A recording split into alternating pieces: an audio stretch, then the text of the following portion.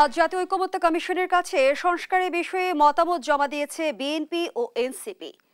রাষ্ট্রের নাম পরিবর্তন, মুক্তিযুদ্ধ এবং ২৪-এর গণঅভ্যুত্থানকে এক কাতারে আনা এবং সংবিধানের মূল নীতির পরিবর্তন সহ বেশ কিছু বিষয়ে দ্বিমত জানিয়েছে বিএনপি। অন্যদিকে এনসিপি ১১৩টি সুপারিশে পুরোপুরি একমত, ২৯টিতে আংশিক একমত এবং ২২টিতে দ্বিমত পোষণ করেছে। সেই সঙ্গে গণপরিষদের মধ্য দিয়ে নতুন সংবিধানের কথা বলছে এনসিপি।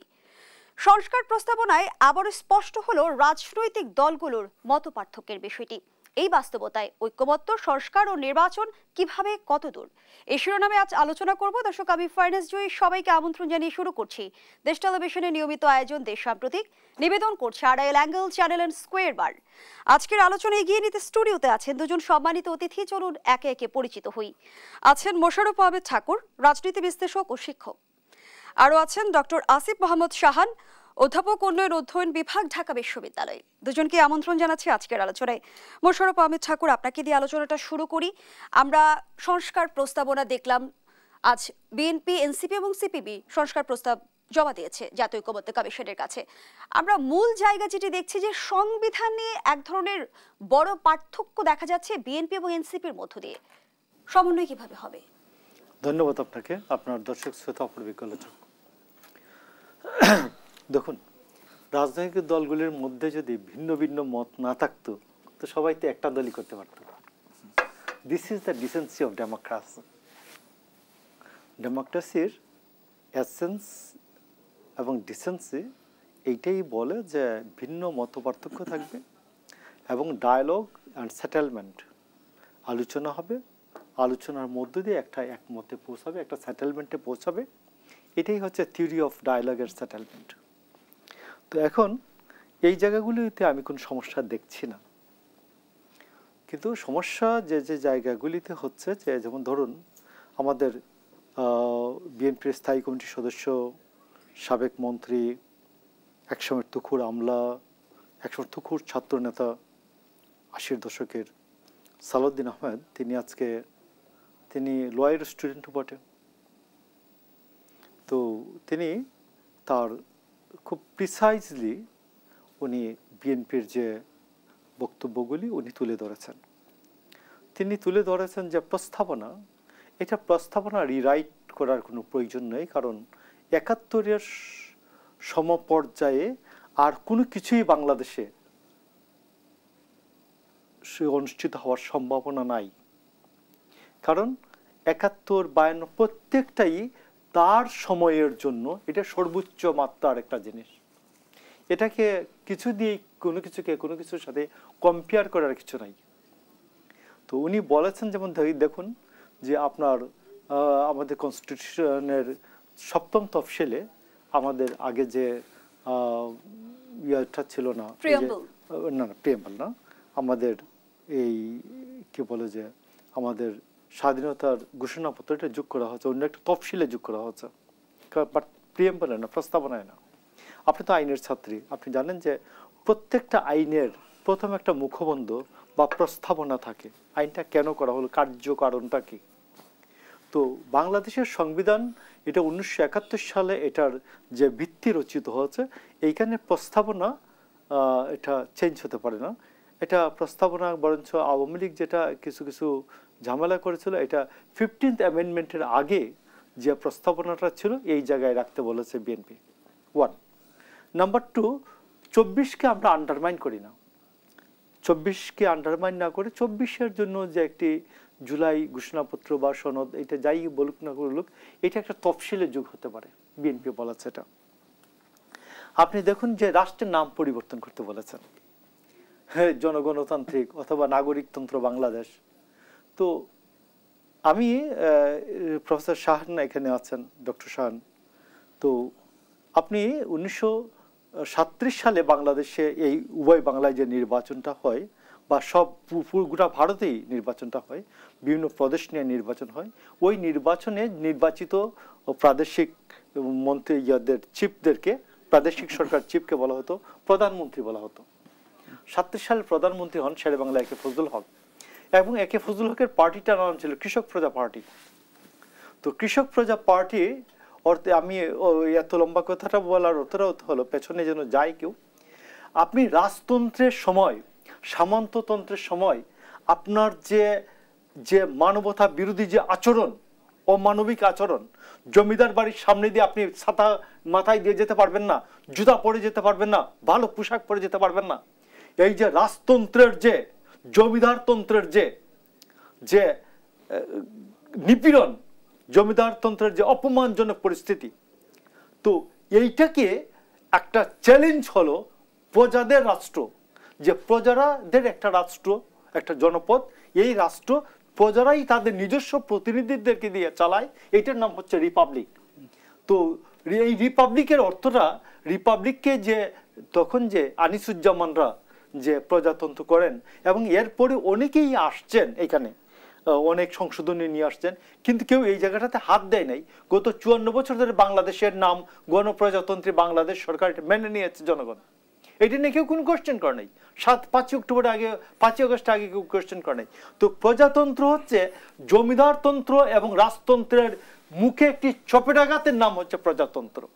তো প্রজাতন্ত্রের যে পজিশন, রাজতন্ত্রের যে পজিশন, রাজতন্ত্রের যে নিপীড়ন, এই মানবিক মর্যাদার যে একেবারেই যে অবহেলা, এইটা যে দেখে নাই, এইটা রাজতন্ত্রের বিরুদ্ধ শব্দটি হচ্ছে, রাজতন্ত্রটি পাল্টা শব্দের নাম হচ্ছে প্রজাতন্ত্র।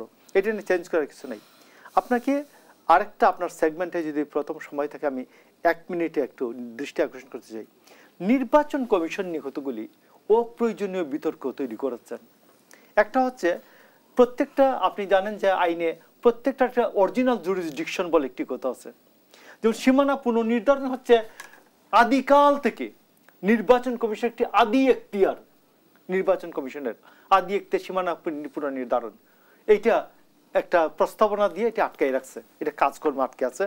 অবিলম্বে নির্বাচন কমিশনের হাতে নির্বাচনী আসনের পুনর্নির্ধারণ, সীমানা পুনর্নির্ধারণের এখতিয়ার নির্বাচন কমিশনের হাতে দেওয়ার জন্য আমি প্রস্তাব করছি। নাম্বার 2 হচ্ছে নির্বাচন কমিশন ও ভোটার তালিকা। আপনি দেখবেন এইটার আগেও আরেকটা জিনিস দেখেন, বলছে সংসদীয় নির্বাচন কমিশন নাকি সংসদীয় স্থায়ী কমিটির কাছে কি থাকবে, সংসদীয় স্থায়ী কমিটির কাছে দায়বদ্ধ থাকবে। তো সংসদীয় স্থায়ী কমিটি তো একটা দলীয় প্রতিষ্ঠান, সংসদের একটা দলীয় প্রতিষ্ঠান। এটা 2-3টা দল যদি এক হয় তাইলে যা খুশি তাই করে দিতে পারে। বরঞ্চ 96 অনুযায়ী, আর্টিকেল 96 অনুযায়ী যে নির্বাচন সুপ্রিম কোর্টের বিচারকরা যেভাবে অপসারিত হন বা যেভাবে দায়বদ্ধ থাকেন আমাদের, সেই অনুযায়ী নির্বাচন কমিশন দায়বদ্ধ থাকবেন। আমার মনে হয় এটা ঠিক আছে, এটা ঠিক রাখতে হবে। তবে আমার একটা বক্তব্য আছে, পরবর্তী সময় যদি আমি পাই, তো নির্বাচন কমিশন ভোটার আইডি নিয়ে যে খেলাটা চলছে, এই জন্য পরের বার বলবো। ডক্টর আসিফ মোহাম্মদ শাহান, বিএনপি বলছে যে সংবিধানের প্রস্তাবনা আগের প্রেমবলেই থাকা উচিত, অন্যদিকে আবার এনসিপি বলছে যে গণপরিষদের মধ্য দিয়ে নতুন সংবিধান। কিন্তু সংবিধানের আমরা যদি যৌক্তিক সংস্কারের বিষয়টি আনতে চাই, সেটি আসলে কোন প্রক্রিয়ার মধ্য দিয়ে সম্ভব? ধন্যবাদ। এখানে কয়েকটা বিষয় আছে। আমরা যখন কনস্টিটিউশনকে যখন পলিটিক্যালি অ্যানালাইজ করি, আমরা দুটো ভাগে ভাগ করি। একটা হচ্ছে ডগমেটিক এরিয়া, যেখানে হচ্ছে গিয়ে আমরা এর মূলনীতিগুলো কি হবে, আমরা এই জিনিসপত্রগুলো নিয়ে কথা বলি, এর আদর্শের জায়গাগুলো, আইডিওলজিক্যাল পার্সপেক্টিভ নিয়ে কথা বলি। সেকেন্ড জিনিসটা হচ্ছে অর্গানিক এরিয়া, সেখানে হচ্ছে পাওয়ার স্ট্রাকচারের বিষয়, ইনস্টিটিউশনাল ক্যাপাসিটির বিষয়। পার্সোনালি আমি ডগমেটিক ইস্যু নিয়ে খুব বেশি মাথা ঘামাতে চাই না। কেন আমি বলি, at the end of the day আপনি আসলে, কারণ আমরা যেটা বলছিলাম যে এখন যে জায়গাটা আমরা আছি এটা হচ্ছে নেগোসিয়েশনের জায়গা। এখন হচ্ছে গিয়ে আমরা কতখানি ছাড় দেব, কতখানি হচ্ছে গিয়ে নেগোশিয়েট করব, কোন জায়গাটা এসে বার্গেন করব, সেটা ডিটারমাইন করার কথা। এখন বাংলাদেশের আমরা গত 15 বছরে যে চিত্রটা দেখেছি, শুধু 15 বছর কেন, 91 থেকেও যদি দেখি, আমরা যেটা দেখেছি যে পাওয়ারের কনসেন্ট্রেশনটা যদি আমি দূর করতে চাই, তাহলে আমাকে এই অর্গানিক জায়গাগুলোকে আমাকে অ্যাড্রেস করতে হবে। ডগমেটিক জায়গাতে আপনি যাই চেঞ্জ করুক না কেন, সেইটা কসমেটিক চেঞ্জ হিসেবেই থেকে যাবে, যদি না হচ্ছে কি আপনি অর্গানিক জায়গাগুলোতে চেঞ্জ করতে পারেন। এখন আসুন ওই ইস্যুতে, যে আপনি যদি প্রিএমবেলে ওইটা না করে, আপনি যদি হচ্ছে গিয়ে যে কথাটা বলা হচ্ছে যে আপনি একটা আলাদা শিডিউলে জুলাই প্রোক্লামেশন একটা কিছু অ্যাড করা হবে, আমি ওইটাতে মোটা দাগে বড় ধরনের সমস্যা দেখি না। কারণ 71-এর যে গুরুত্ব, সেটার অস্বীকার করার কোনো ধরনের বিষয় আমার নেই। কিন্তু যেটা হচ্ছে ইম্পর্টেন্ট জায়গা অর্গানিক জায়গাগুলোতে, যেমন একটু আগে আমরা যে কথাটা নিয়ে কথা বললাম যে ইলেকশন কমিশন, দেখুন যে কোনো ইলেকশন কমিশনকে আমরা বলি ইনস্টিটিউশনস অফ অ্যাকাউন্টেবিলিটি। একটা ইনস্টিটিউশনস অফ অ্যাকাউন্টেবিলিটি তার যেমন অটোনমি দরকার হয়, আবার অটোনমির মানে কোনোভাবেই সে সবার জবাবদিহিতার বাইরে থাকবে এরকম কোনো ঘটনা কোথাও হয় না। আপনি যদি হচ্ছে গিয়ে ফর ইনস্ট্যান্স আপনি যদি ইউএসের দিকে তাকান বা হচ্ছে গিয়ে ইউকের দিকে তাকান, তাদের যে ন্যাশনাল অডিট অফিস থেকে শুরু করে তাদেরও হচ্ছে গিয়ে একটা হিয়ারিং প্রসেসের মধ্যে দিয়ে যেতে হয়। সিনেটে একটা হিয়ারিং হয়, কংগ্রেসে একটা হিয়ারিং হয়, সেখানে তাকে তাদের অ্যাকশনগুলোকে এক্সপ্লেইন করতে হয়। আপনি যদি তাদেরকে সরানোর জন্য সুপ্রিম জুডিশিয়াল কাউন্সিল রাখতে চান তাতে কোনো সমস্যা নেই, কিন্তু আপার চেম্বারে বা লোয়ার চেম্বারে এটা আমি এখনো ক্লিয়ার না যে কোথায় হচ্ছে গিয়ে সেটা হচ্ছে, তারা নির্বাচন ইসে করছেন, তারা খরচ করবেন, তারা লোকবল নিয়োগ করবেন, কেন কোন পারপাসে হচ্ছে গিয়ে তারা করছেন সেটার জন্য তাদের কোনো ধরনের জবাবদিহিতা থাকবে না, given that they are using public money. এবং মনে রাখা দরকার যে এইখানে আমরা কনস্টিটিউশনাল অ্যামেন্ডমেন্টের কথা বলছি। সো এইখানে লজিকটা বা আমাদের হচ্ছে গিয়ে আর্গুমেন্টটা হচ্ছে গিয়ে প্রিন্সিপালের জায়গায়, যে আমরা কোন প্রিন্সিপালটাতে যেতে যাচ্ছি। সো প্রিন্সিপালের জায়গায় একটা ইনস্টিটিউশনস অফ অ্যাকাউন্টেবিলিটি, সে যা রিপোর্ট পেশ করবে, সে যাই করবে না কেন, যেমন office of the controller auditor general একটা কনস্টিটিউশনাল বডি, তাকে তো পাবলিক অ্যাকাউন্টস কমিটির কাছে তো হচ্ছে গিয়ে তাকে একটা রিপোর্ট দিতে হয়। এখন পাবলিক অ্যাকাউন্টস কমিটি যদি চায় তাহলে তার কার্যক্রমের পর্যবেক্ষণ সে করবে না। এই ধরনের স্বাধীনতা শুধুমাত্র হচ্ছে গিয়ে স্বেচ্ছাচারিতাকে ইসে করে, তার একটা কন্ট্রোল থাকতে হবে। কেন ইসে আপনার হচ্ছে গিয়ে পার্লামেন্টারি কমিটিগুলো দরকার, কারণ পার্লামেন্টারি কমিটি সেটা তো লেজিসলেচারের একটা অংশ, সেটা তো সংসদের একটা অংশ। আপনি যদি হচ্ছে গিয়ে সার্বভৌম, আপনি যদি সেপারেশন অফ পাওয়ারের কথা বলেন, এই যে ইনস্টিটিউশন অফ অ্যাকাউন্টেবিলিটি, এই ইনস্টিটিউশনগুলো তো হচ্ছে গিয়ে এগুলোর বাইরে। তো তার একটা অ্যাকাউন্টেবিলিটি যদি সার্বভৌম সংসদের কাছে থাকে, সে যদি হচ্ছে গিয়ে সে যে কাজগুলো করেছে তার প্রেক্ষিতে যদি হচ্ছে গিয়ে তার একটা জবাবদিহিতা চাওয়া হয়, আমি তো সেখানে কোনো সমস্যা দেখছি না, নাম্বার ওয়ান।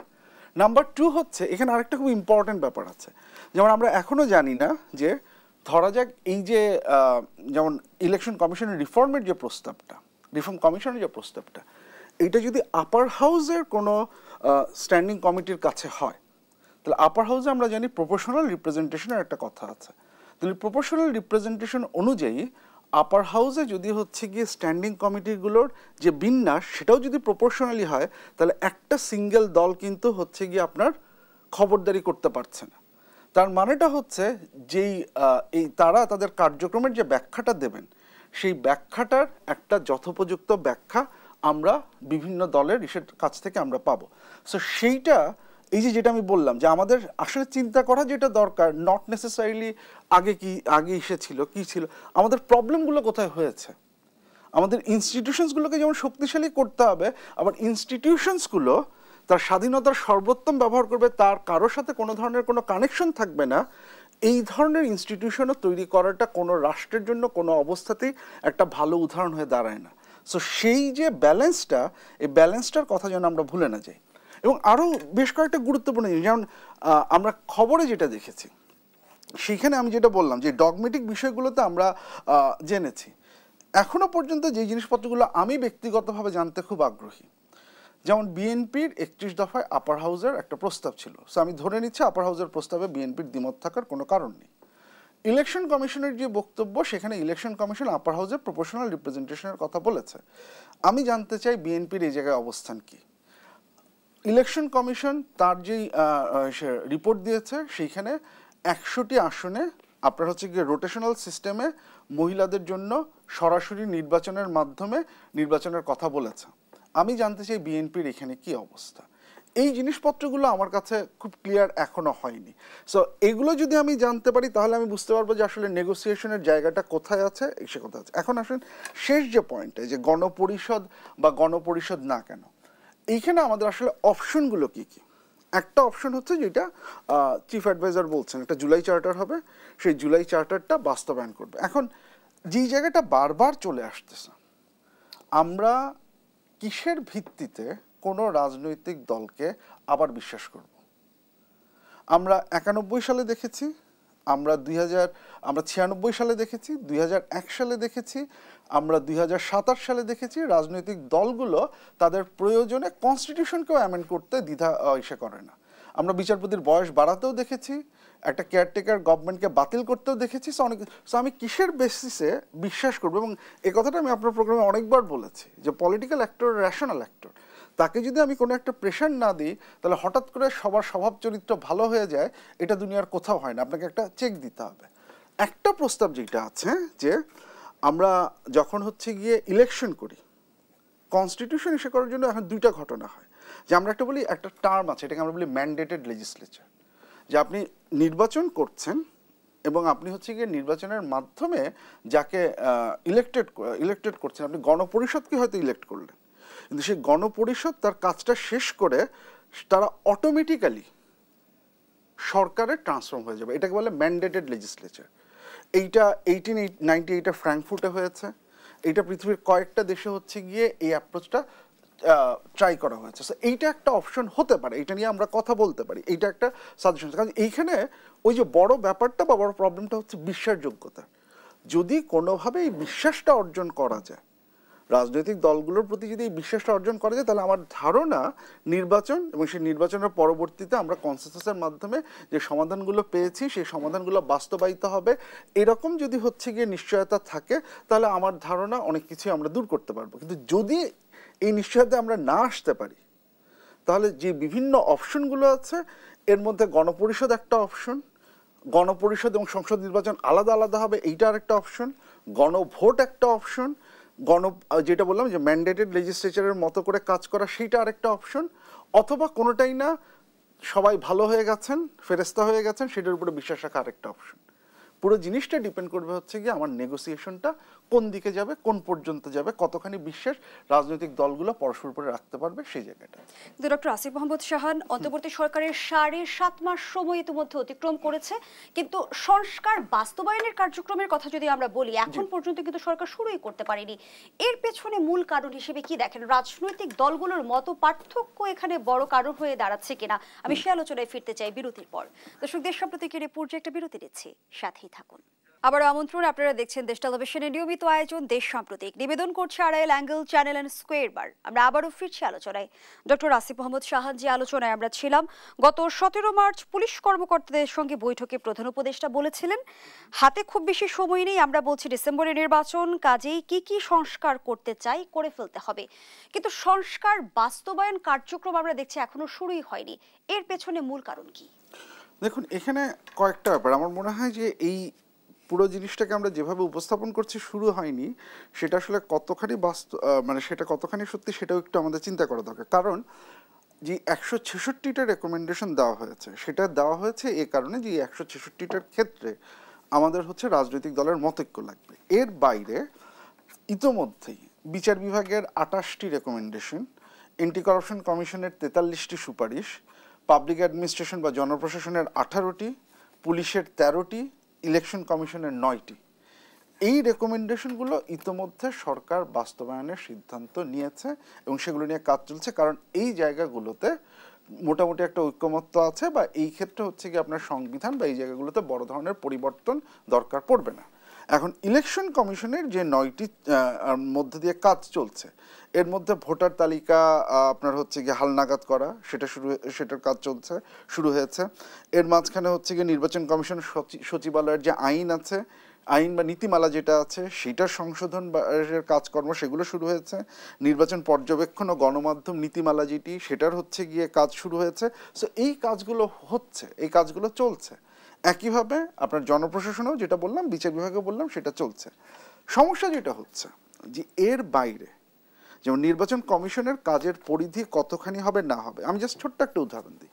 যে ধরা যাক রাজনৈতিক দলগুলো যে একটা প্রস্তাব আছে যে 300 আসনের বাইরে আপনি 100 আসন নারীদের জন্য আপনি রাখলেন, যেখানে নারীরা সরাসরি নির্বাচন করবেন, এবং এখানে হচ্ছে নারীদের একটা কনস্টিটুয়েন্সি থাকবে। মানে আগে যেটা হতো যে 50 জন বা যাই হোক তাদের কোনো কনস্টিটুয়েন্সি নেই, এবং সেখানে একটা রোটেশন সিস্টেমে, তার মানে 2025-এ 100 জন ইলেকশন করবেন 100টা আসনে, 2030-এ এসে আবার অন্য 100টা আসন আইডেন্টিফাই করা হবে যেগুলোতে শুধুমাত্র নারীরা, মানে প্রত্যেক দলেরই নারীরা এসে করবেন।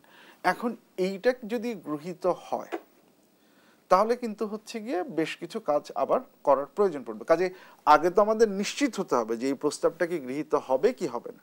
যদি এটা গৃহীত হয় তাহলে নারীর রাজনীতিতে অংশগ্রহণের যে অপরচুনিটিটা তৈরি হবে সেইটা মাথায় রেখে ইলেকশন কমিশনকে সেভাবে কাজ করতে হবে। যদি সেটা না হয় তো তাহলে হচ্ছে কি আমাদের অন্যভাবে চিন্তা করতে হবে। এবং আমাদের তো এটাও দেখার দরকার আছে যে কোন রাজনৈতিক দল এই বাস্তবতায় দাঁড়িয়ে নারীর এই কনস্টিটুয়েন্সি এবং পলিটিক্যাল যে এম্পাওয়ারমেন্টের কথা বলে, আমাদের রাজনৈতিক দলগুলো তো সবসময়ই এম্পাওয়ারমেন্টের কথা বলে, সো পলিটিক্যাল এম্পাওয়ারমেন্টের একটা রিয়েল অপরচুনিটি যখন শুরু হচ্ছে, সো আমাদের তো অ্যাজ আ সিটিজেন আমাদের তো এটা দেখার রাইট আছে বা অধিকার আছে কোন রাজনৈতিক দলগুলো এই এম্পাওয়ারমেন্টটাকে সমর্থন করছে, কোন রাজনৈতিক দলগুলো মনে করছে এটা করার দরকার নেই। সো এখানে একটা কনসেনসাস বিল্ডিং এবং সিটিজেনের জাজমেন্ট ঠিক করার একটা ব্যাপার আছে। সেকেন্ড জিনিসটা হচ্ছে আপার হাউসের ব্যাপারে আসেন। এখন আপার হাউসে বিএনপি আপার হাউস চেয়েছে, সেটা সত্যি কথা। বিএনপি একভাবে আপার হাউস চেয়েছে, অন্য রাজনৈতিক দলগুলো আরেকভাবে আপার হাউস চেয়েছে। তাহলে আমরা কোনটায় যাব? যদি আমরা প্রপোর্শনাল রিপ্রেজেন্টেশনে যাই তাহলে আবারও আমাদের হচ্ছে গিয়ে চিন্তাভাবনা করার ব্যাপার আছে। তাহলে এই জিনিসটা যদি আমরা ঠিকঠাক করতে না পারি আগে, তো তাহলে তো হচ্ছে গিয়ে আমরা এই কাজগুলো করতে পারবো না, যেগুলোর জন্য আমার কনসেনসাস দরকার। সেগুলো বাস্তবায়নের পরে তো হচ্ছে কি আমাকে কিছু ডিসিশন নিতে হবে। এই কারণে মানে it's a good sign, it's a good progress যে আপনি 166টা রেকমেন্ডেশন এটা দিয়েছেন, আজকে রাজনৈতিক দলগুলো তাদের মতামতগুলো দিয়েছে। And the good thing is আমরা যেটা দেখতে পাচ্ছি যে এইখানে অনেকগুলো জায়গাতেই তো আমরা ঐক্যমত্য দেখতে পাচ্ছি। তার মানে অনেকগুলো কাজ তো এখানে করা সম্ভব হবে। আমরা যেটা দেখতে পাচ্ছি এনসিপির দেখলাম 133 বা এরকম, বিএনপি 113টি, সরি, বিএনপিরও হচ্ছে গিয়ে মানে বেশ কিছুর সাথে তাদের ঐক্যমত্য আছে। যে জায়গাগুলো মিলছে সেই জায়গাগুলো তো করা যাবে, আর যে জায়গাগুলো মিলছে না সেইখানে যে একদমই নেগোসিয়েশন করা যাবে না তা তো না। আমি নিশ্চিত যে একটা পার্থক্য, আশাবাদী হবার সুযোগ আছে। ধন্যবাদ জানাচ্ছি আছে। ডক্টর আসিফ মাহমুদ শাহান। মোশাররফ আহমেদ ঠাকুর, আগের অংশে ডক্টর আসিফ মাহমুদ শাহান আপনার কাছে বেশ কিছু প্রশ্ন রেখেছিল যে নির্বাচন ব্যবস্থা সংস্কার কমিশনের প্রস্তাবনাগুলো নিয়ে বিএনপি কি ভাবছে, সেখান থেকেই জানতে চাওয়া। ধন্যবাদ আপনাকে। আমি নির্বাচন কমিশনে আসার আগে একটা কথা বলি যে প্রথম কথা হচ্ছে যে গণতন্ত্রের লফলসের জন্য সমাধান কি? আরো অধিকতর গণতন্ত্র। রাজনৈতিক দলগুলিকে আপনি বিশ্বাসযোগ্যতার জায়গায় আনবেন কি না, কিভাবে করবেন, এই কোশ্চেনের আনসার আপনি আরেকটা ভালো রাজনৈতিক দল করবেন, আরো ভালো রাজনৈতিক দল করবেন। এটার সমাধান সুশীল সমাজের সমাধান হবে না। সুশীল সমাজের প্রস্তাবনা এসব ভালো মানুষ হই সমিতি দিয়ে এটা হয় না, এটা রাজনৈতিক দল দিয়েই হতে হবে। আর নারীদের আসন যদি 100 করে প্রতি বছর হয় আলাদা ছোট করে আর কি, তাইলে লাগবে 20 বছর লাগবে 300 আসনের পূর্ণতা পাওয়ার জন্য।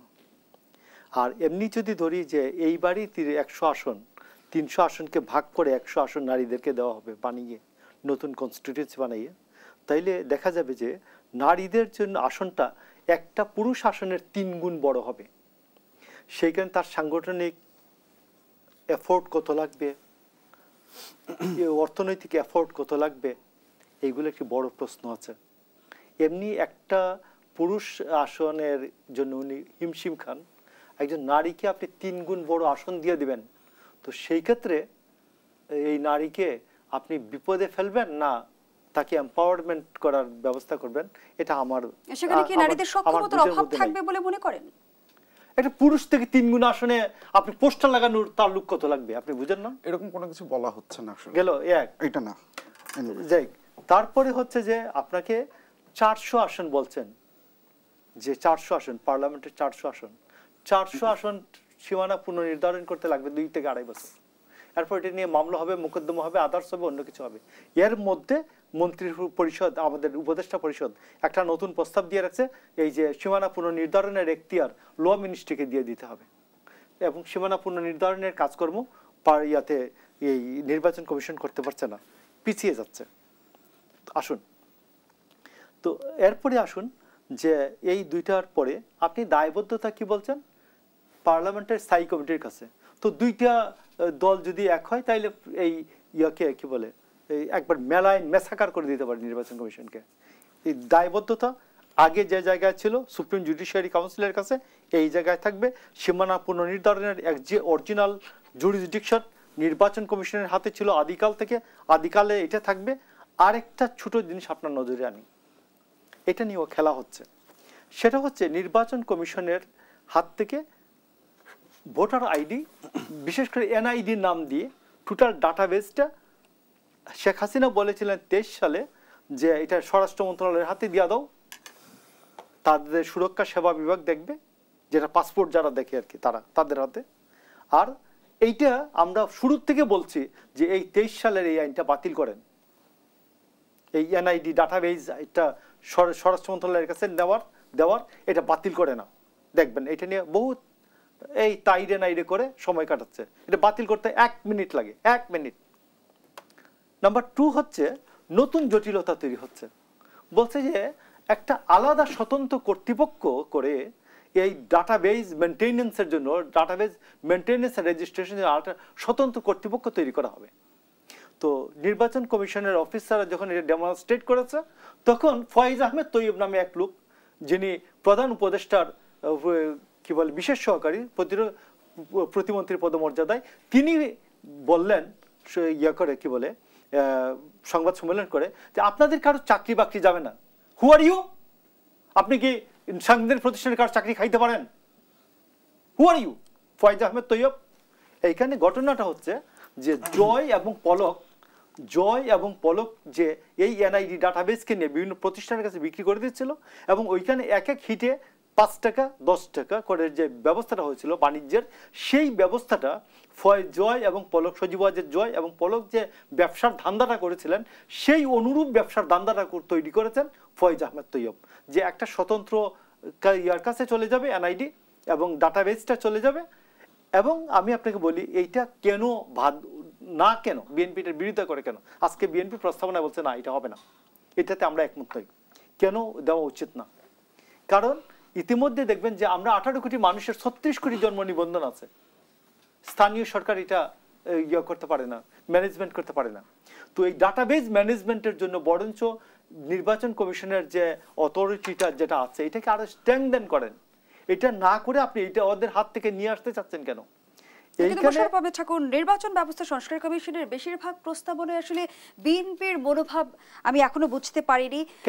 যেমনটি আপনি বলছিলেন যে নারীদের যে 100 আসনে সরাসরি ভোটের বিষয়টি বলছিলেন, এবং আপনি বলছিলেন যে সীমানা পুনর্নির্ধারণের এই বিষয়গুলো করতে গেলে প্রায় 2-2.5 বছর সময় লেগে যাবে। তাহলে কি বিএনপির মূল শঙ্কার জায়গাটা আসলে নির্বাচন বিলম্বিত করবে? নির্বাচন কমিশনকে নিয়ে যা প্রস্তাব আছে এই গভর্নমেন্টের কমিশনগুলোর যত প্রস্তাব আছে সবগুলো নির্বাচনকে 3 থেকে 5 বছর পেছনে দিয়ে দেওয়ার প্রস্তাব। কিন্তু সংস্কার ছাড়া নির্বাচনটা আসলে আদৌ কিভাবে হবে সেই আলোচনায় ফিরবো বিরতির পর। দর্শক, দেশ সাম্প্রতিকের এই পর্যায়ে আবারও বিরতিতে যাচ্ছি, সাথেই থাকুন।